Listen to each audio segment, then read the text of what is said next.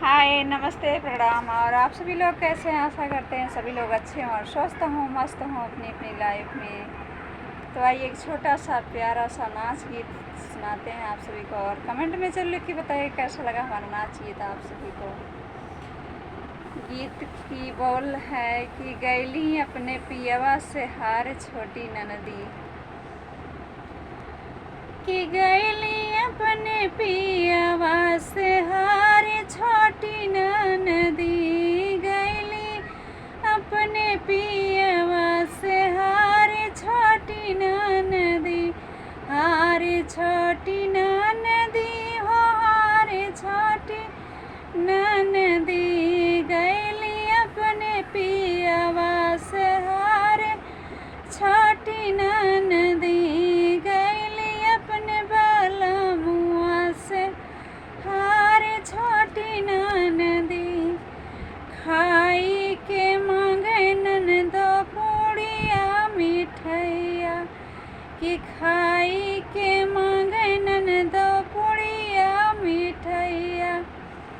अरे ऊपर से चटनी अचार छोटी ननदी, कि हरे ऊपर से चटनी अचार छोटी ननदी, गैली अपने पियवा से हार छोटी ननदी, गैली अपने पियवा से हार छोटी ननदी, कि गैली अपने पियवा से हार छोटी ननदी, ऊंचाई के मांगे ननदो दुई दुई पनवा, ऊंचाई के मांगे ननदो दुई दुई पनवा, ऊपर से गुट का पुकार छोटी ननदी, कि ऊपर से गुट का पुकार छोटी ननदी, गैली अपने पियवा से हार छोटी ननदी,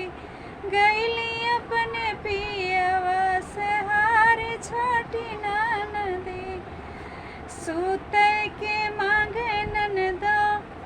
लाली पलंगिया, कि सूते के मांगे ननदो लाली पलंगिया, लाली पलंगिया हो लाली पलंगिया, अरे ऊपर से सावतिन हमार छोटी ननदी, कि हरे ऊपर से सावतिन हमार छोटी ननदी, गैली अपने पियवा से हार छोटी ननदी, कि गैली अपने पियवा से हार छोटी ननदी,